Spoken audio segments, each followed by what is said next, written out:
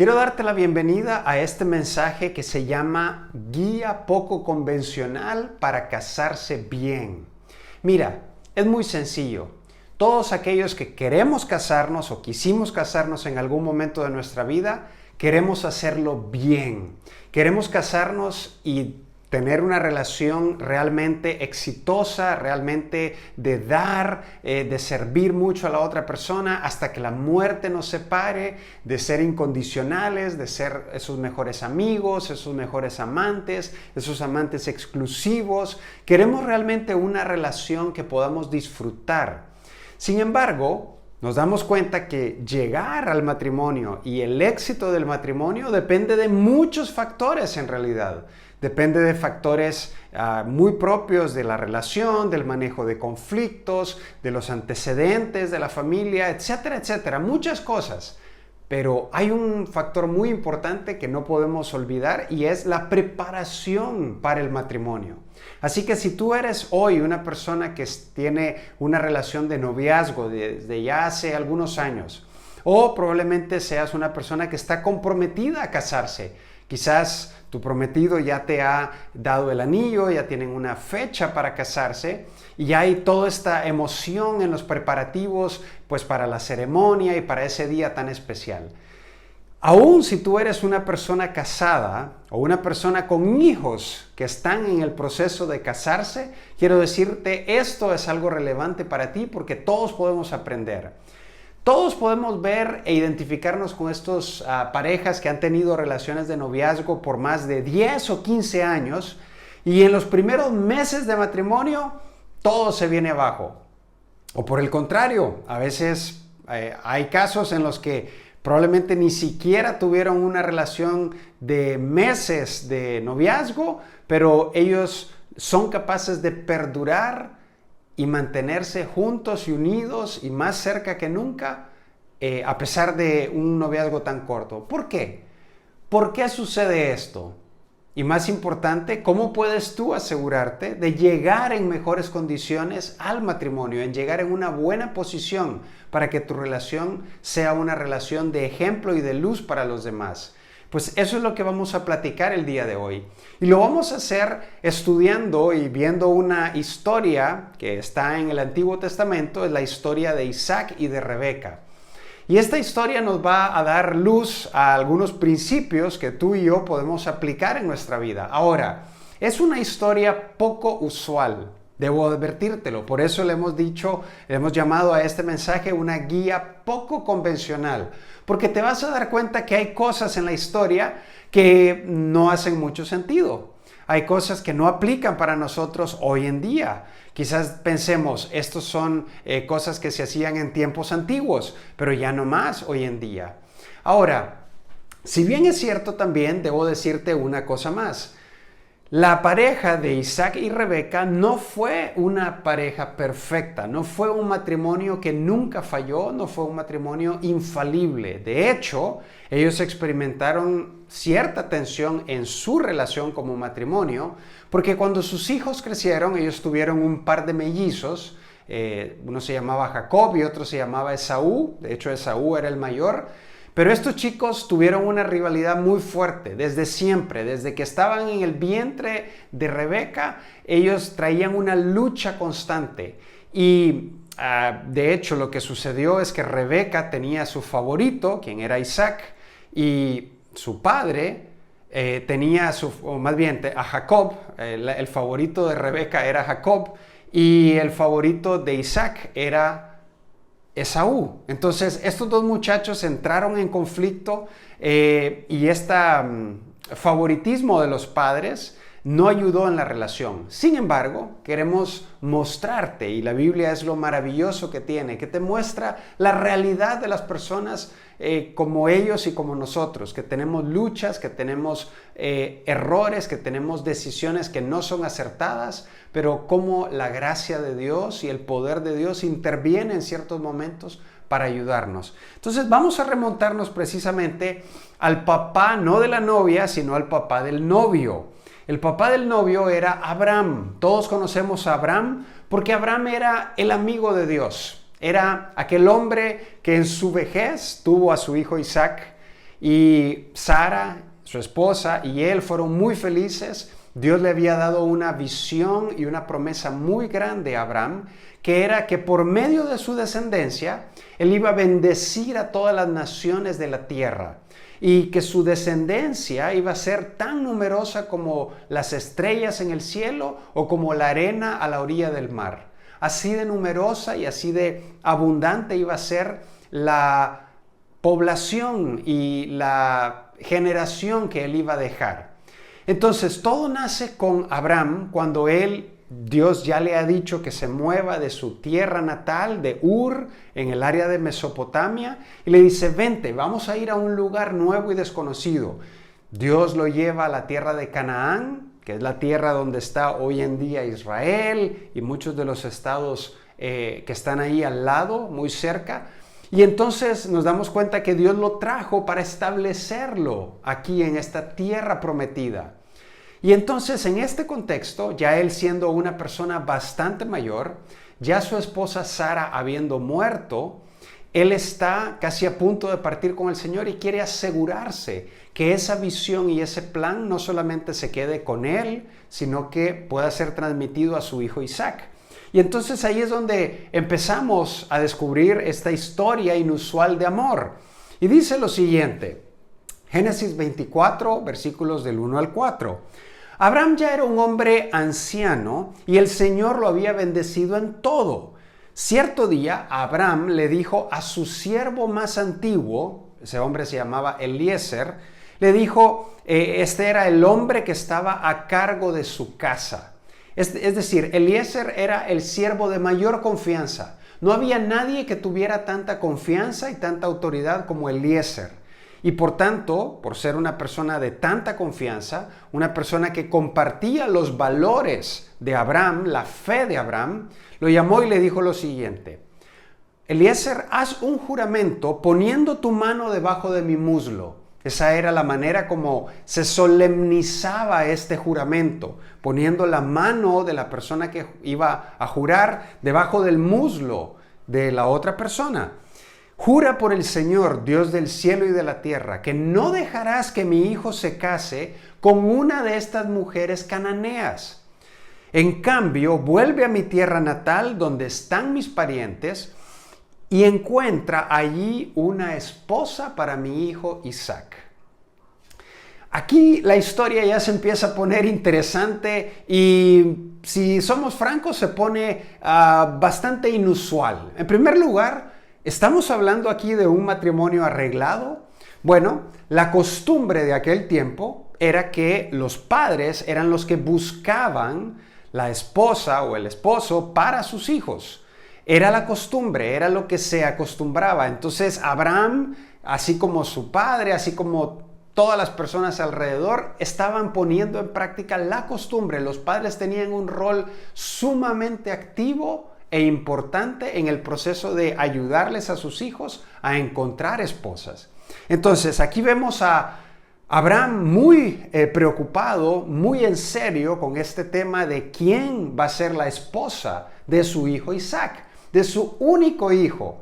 Bueno, tenía otro hijo, pero ese hijo no había sido el llamado por Dios, era Ismael y había nacido de una relación ilegítima, en realidad entre Abraham y la sierva de su esposa. Pero bueno, ese es otro asunto. Entonces, aquí lo que vemos es una intención muy fuerte por parte de Abraham. Número 2, vemos que Abraham le dice a su siervo que no sea una mujer cananea. ¿A qué nos referimos o a qué se refiere el texto de las Escrituras cuando hablaba de una mujer cananea? Pues era una mujer propia, originaria de la tierra donde Dios había llamado a Abraham. Era una tierra pagana, era una tierra que no consideraba al Dios de los cielos, a Jehová, como su Señor, como su Dios. De hecho, las prácticas de estos pueblos cananeos eran prácticas muy brutales, muy salvajes. Desde sacrificar a sus hijos hasta la poligamia, hasta cualquier tipo de desorden moral y de un montón de prácticas idólatras que no consideraban a Dios. Entonces, estas mujeres crecían en esta cultura, crecían en este ambiente. un ambiente nada temeroso de Dios. Y por tanto, su padre, Isaac, está muy interesado, perdón, su padre Abraham está muy interesado en que Isaac no se contamine, no pierda, no se diluya. Dios había sido muy claro en ese sentido de que no se unieran en matrimonio con estas personas porque su fe se iba a comprometer, porque su fe se iba a debilitar, porque la visión que Dios tenía para este pueblo se iba a echar a perder si ellos empezaban a unirse en matrimonio con estas personas. Y lo tercero que vemos es que le dice, ve a la tierra de mi parentela, es decir, ve a donde yo nací, ve a donde soy originario y busca de ahí dentro de mis parientes alguien que se convierta en la esposa de Isaac. Ahora, esto no era una tarea tan sencilla ni tan fácil, y de hecho Eliezer lo confirma y le pregunta, fíjate lo que dice en el versículo 5. Pero ¿qué pasaría si no puedo encontrar una joven que esté dispuesta a viajar tan lejos desde su casa? ¿Debería entonces de llevar allí a Isaac para que viva entre sus parientes en la tierra donde usted proviene? La verdad es que la pregunta de Eliezer hacía todo el sentido.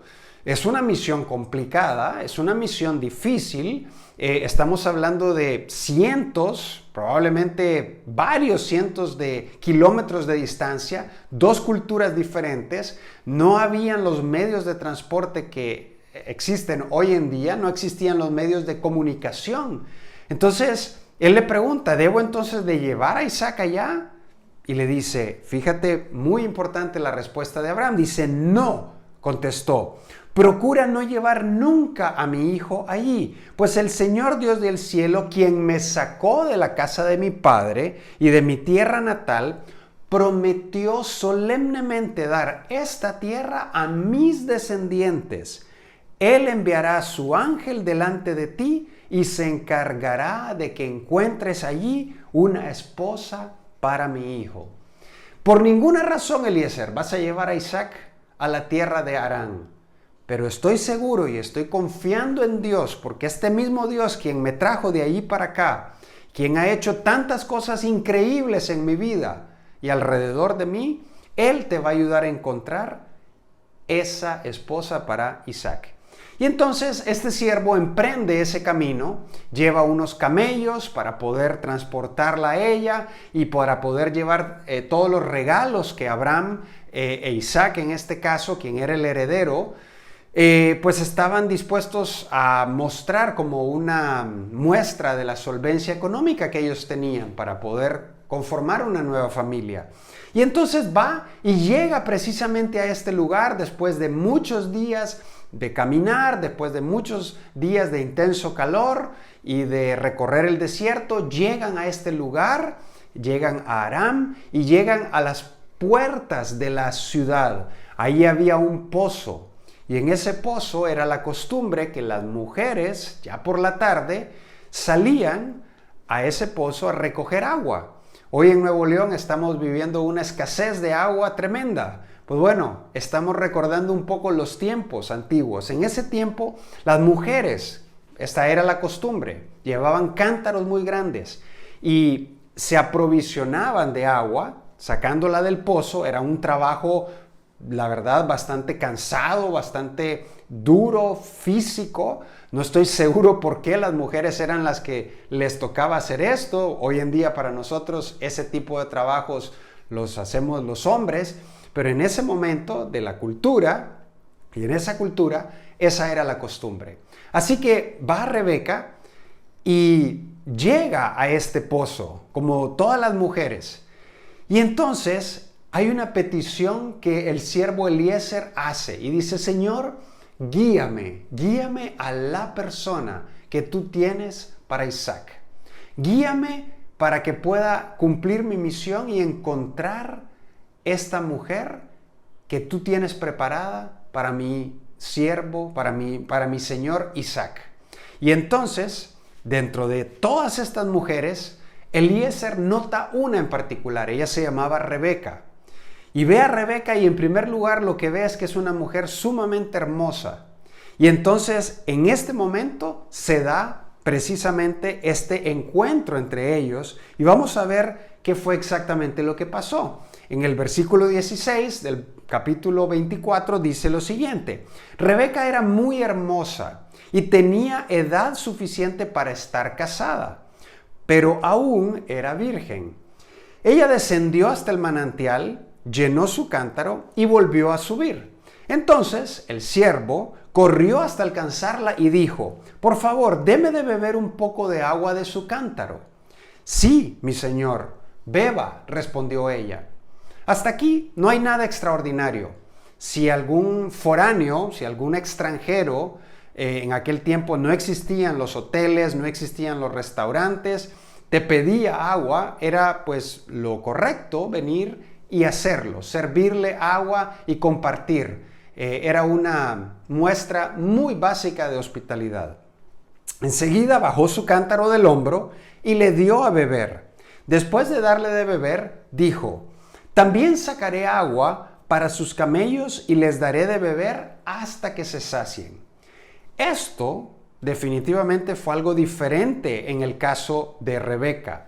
Nadie, pero nadie en su sano juicio, o nadie por su propia voluntad, venía y daba de beber a los animales.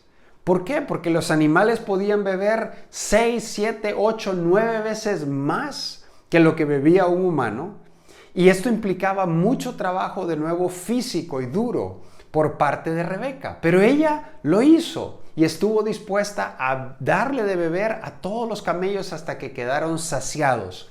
Esto definitivamente llamó poderosamente la atención de Eliezer y se preguntó si esta joven hermosa podría ser la indicada, la correcta y la que Dios tenía preparada para su señor Isaac.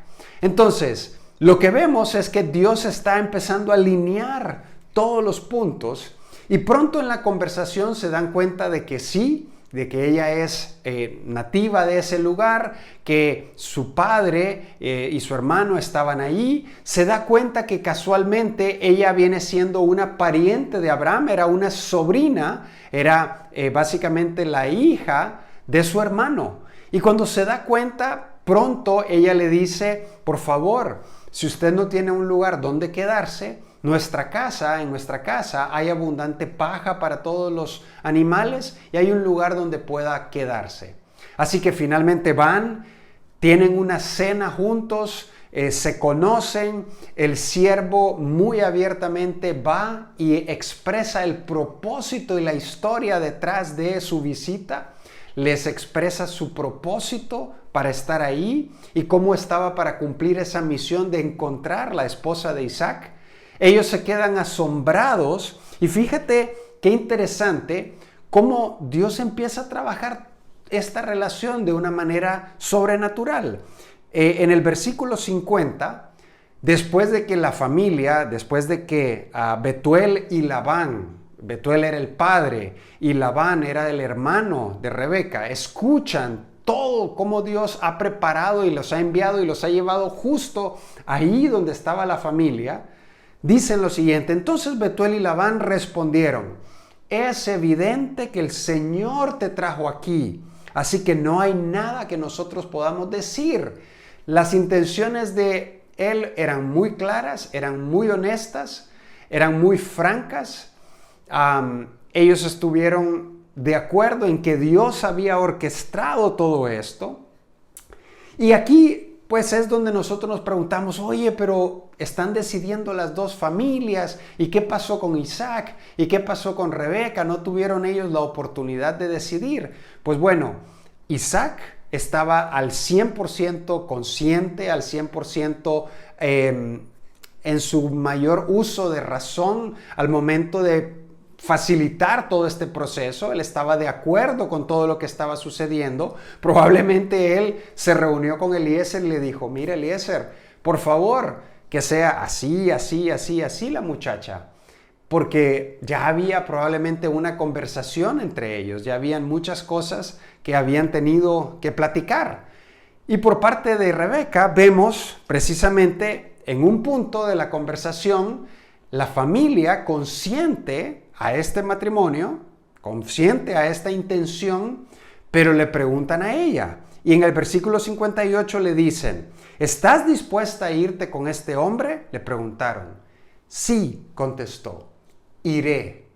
La implicación era no solamente me voy a casar con Isaac, la implicación era irse en ese momento. Era dejar a su tierra, dejar a sus parientes, dejar toda la comodidad y hasta cierto punto irse con un grado de incertidumbre bastante importante. ¿Será alto el muchacho? ¿Será guapo? ¿Me irá a tratar bien? Una serie de cosas que, no podemos relacionarnos enteramente nosotros hoy en día.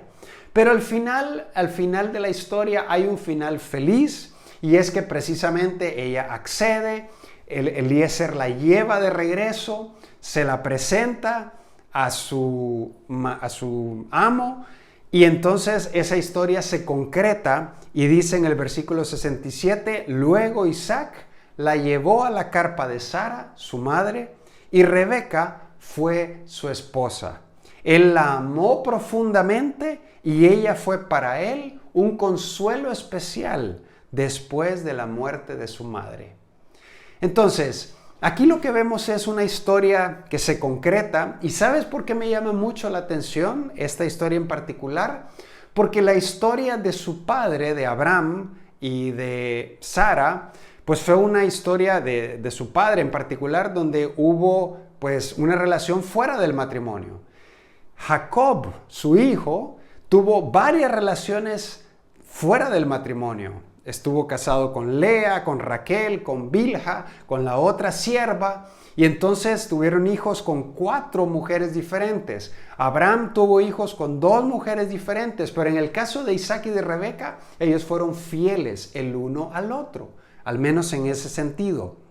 Entonces, de esta historia, bastante inusual, podemos sacar 3 principios que yo quiero que hoy puedas de alguna forma llevarte, aunque haya cosas que no aplican exactamente igual para nosotros hoy en día, sí hay 3 cosas que podemos extraer de esta historia. Número 1, debemos desarrollar dependencia de Dios en el proceso de buscar a nuestro cónyuge. Debemos de desarrollar esta dependencia de Él, no de nuestra habilidad, no de nuestra manipulación, no de diferentes cosas que nosotros podamos, pues valga la redundancia, manipular. Debemos de aprender a confiar en que Él va a llevarnos a esa persona que Él tiene preparada para nosotros. Fíjate la confianza que tenía Abraham. Lo dice en el versículo 7. Dice, Él enviará a su ángel delante de ti y se encargará que encuentres una esposa para mi hijo. Él tenía la confianza de que Dios iba a bendecir esa relación. Eliezer tenía la confianza también. El siervo dice, oh Señor Dios de mi amo Abraham, te ruego que hoy me des éxito y muestres amor inagotable a mi amo Abraham. Este hombre también dependía de Dios para poder encontrar y hacer su parte.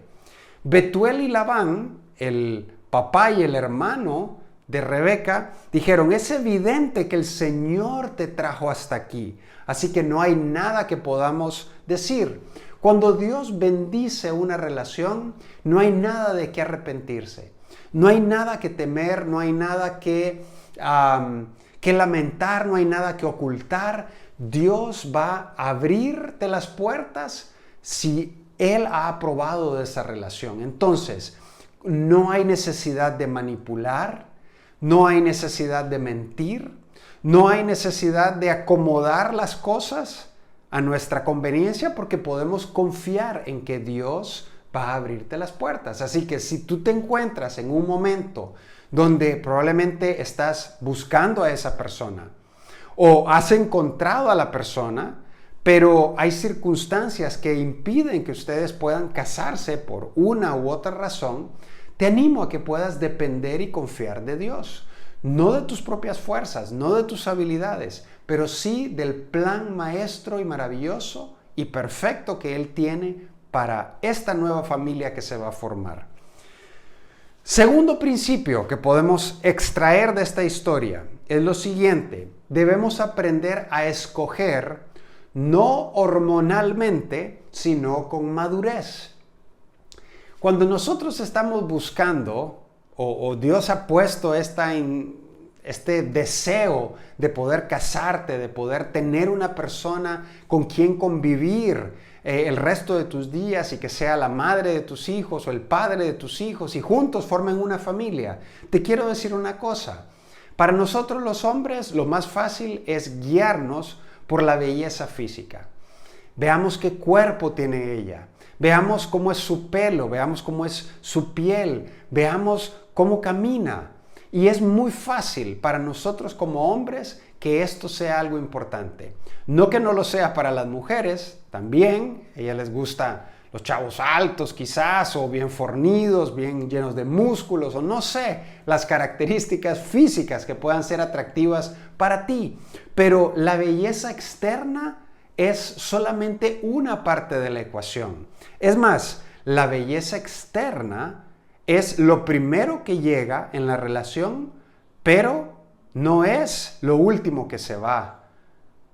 Entonces, es muy importante, o más bien no es lo último que se va.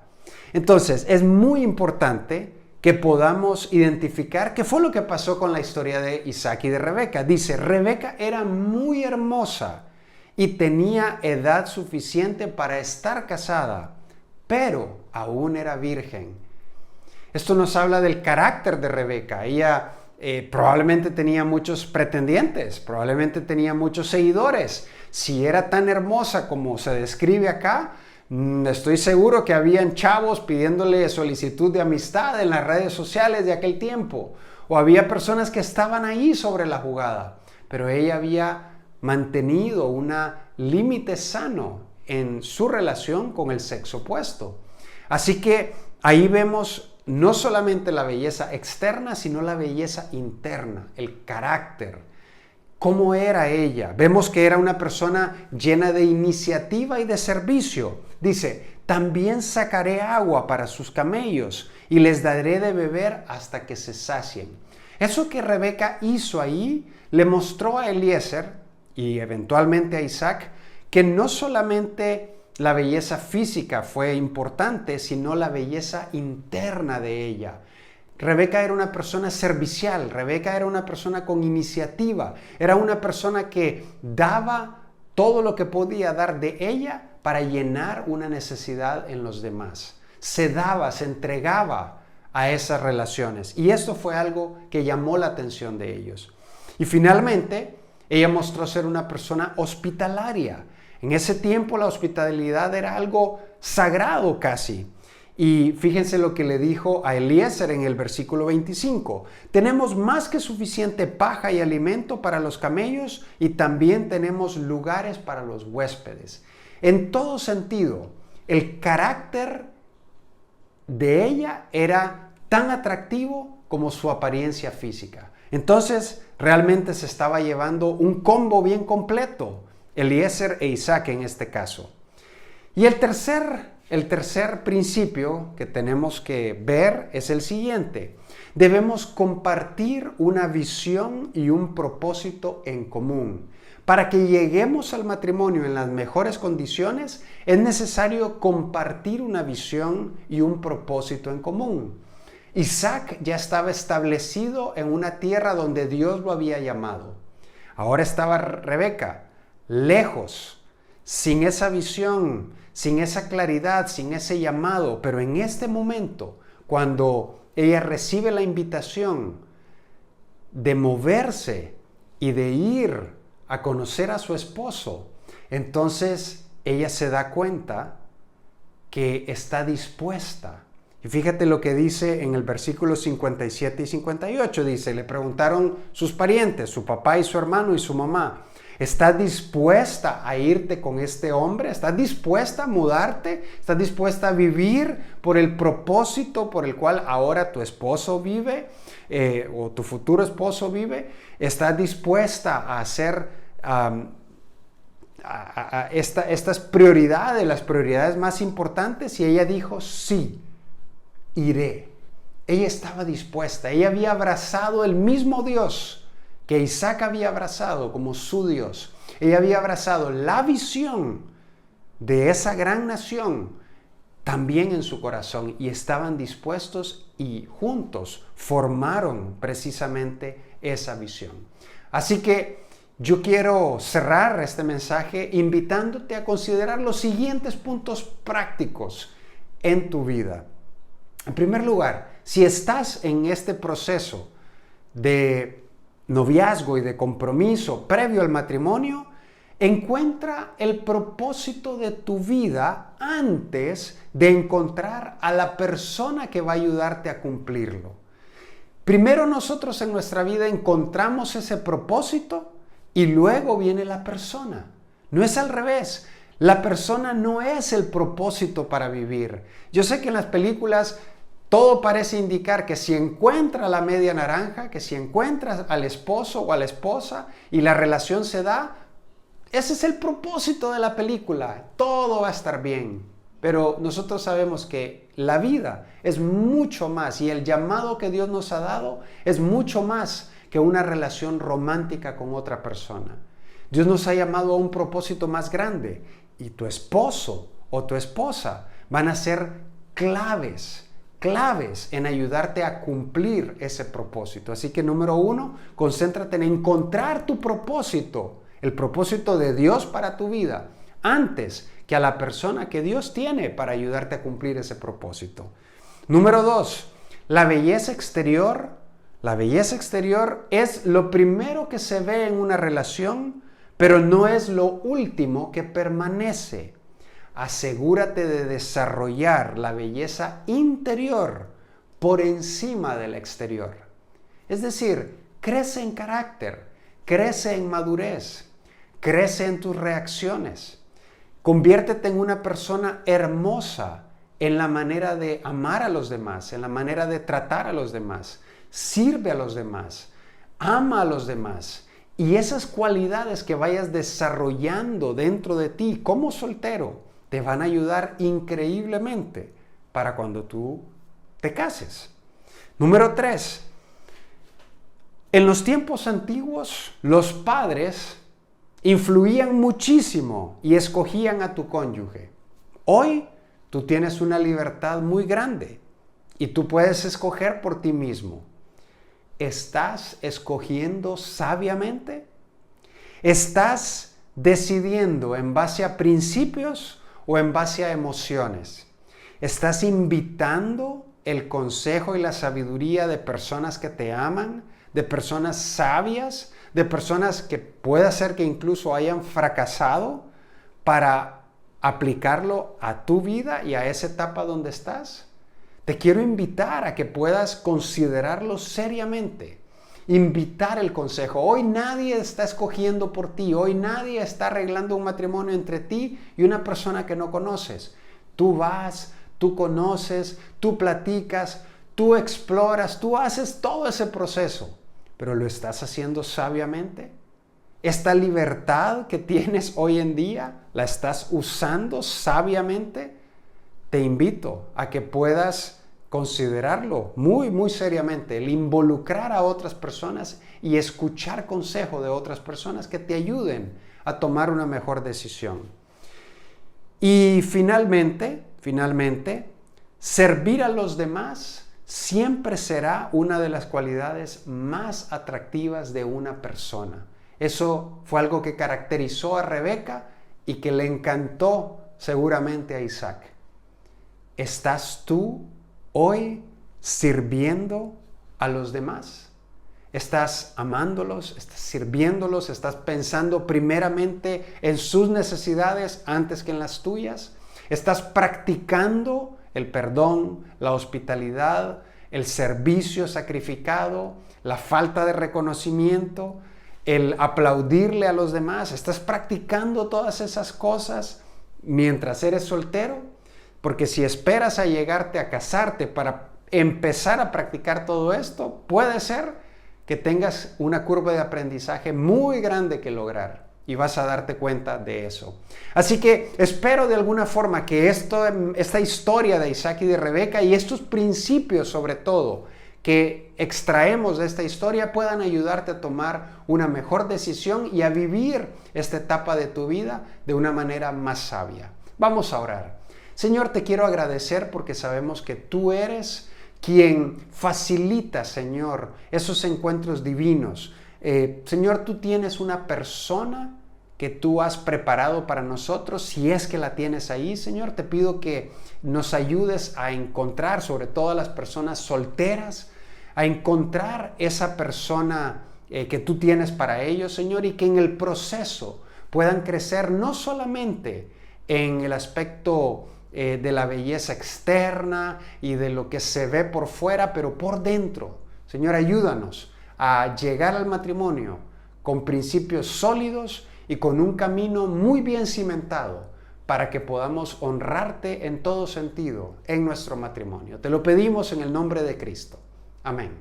Que Dios te bendiga. Nos vemos hasta la próxima.